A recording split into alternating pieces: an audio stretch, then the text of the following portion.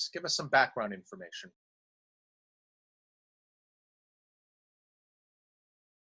Pakistan and India are fighting over Kashmir because we both want the land.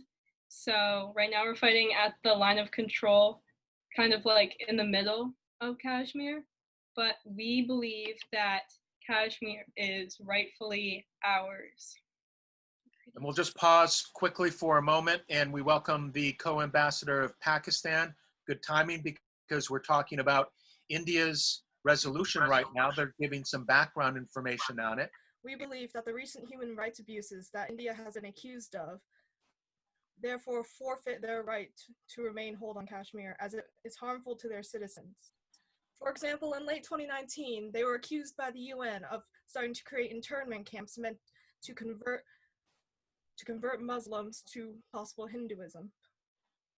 And because of these obvious systemic racisms that will keep citizens of Kashmir from prospering in India, we believe that Pakistan should have control over Kashmir for the betterment of its citizens. Even though we are a majority Hindu country, we believe that all religions are welcome. So we think that they would do just fine in our country. More than fine. Amazing. They say, as well as setting up a secure border for Pakistan. Like a secure border that's pretty vague. Like, are we talking like hard wall or like armed military forces acting like a border? Like, what is a secure border? Like, is it going to be like the Korean DMZ again? If Pakistan were to gain control of Kashmir, we can guarantee that these terror groups will cease and they will be dealt with. And if we give China as Kaichen, then the border dispute between India and China should stop, as that matter of territory should be settled. As India has rightfully stated, our GDP is not great, but utilizing the World Bank of International Monetary Funds, we can distribute that money and make sure that the Kashmiri citizens get back on their feet and help repair that damage.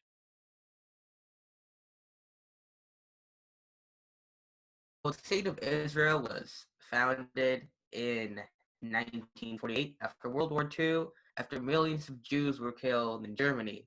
So a state of Israel was built for us. Now the conflict is that the land that we are on also has some Arabs who live on the same land as us, the Palestinians.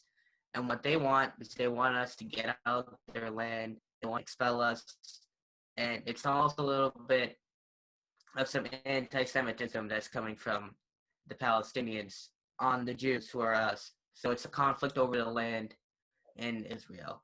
So, claiming we're anti-Semitic is all well and good, except for the fact that it's blatantly not true, especially when you consider that, the Palestinian people are the group that is actually being oppressed in this situation. You said there were some Arabs living there. No, it was the Arab land. It was Palestine's land. And, then you guys moved in and kind of kicked us out of our own country. So. And there have been terrorist attacks directed at Israel from Hamas and other terrorist organizations from in Palestine that have been directed at Israel. And after World War II, the Israelis and the Jewish people were really just seeking peace and land where they could all be together. In the Gaza Strip, where Hamas is stationed, is the second most densely populated place in the entire world, with terrible living conditions, and they are not receiving any financial aid or anything to help them. So they feel as though that they're abandoned. And so the GDP rank for Palestine is 198 and Israel's is 33. And so that kind of shows, and they're direct neighbors.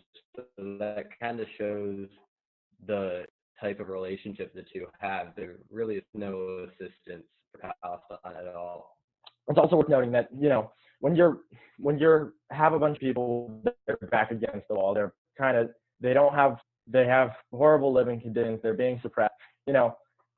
Terrorist a terrorist attack or violent outbursts, I mean, they tend to happen. I mean, you can draw a parallel to what's happening in the U.S. right now with all the rioting going on. You've got the African American community who's completely oppressed, and they just are trying to find a way to just revolt and kind of change the system that's oppressing them. And it's the same thing here.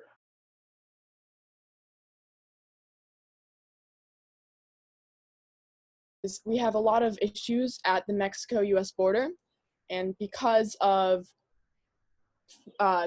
decreased funding to the three countries of El Salvador, Guatemala, and Honduras, we have had an influx of refugees and migrants looking for asylum in the U.S., which at this point the U.S. has slowed down acceptance and has definitely made it harder to get in. So we have a huge amount of refugees at the border in very bad living conditions, and often to get there, they have gone through terrible experiences. And so we are trying to figure out a solution to stop this issue at the border, especially with COVID-19 and the bad living conditions that they are in. Our biggest problem is that we have a lot of immigrants coming in illegally, and as the U.S., we're trying to keep the illegal immigrants out, and that's hard for us, and we feel like Mexico could be doing more.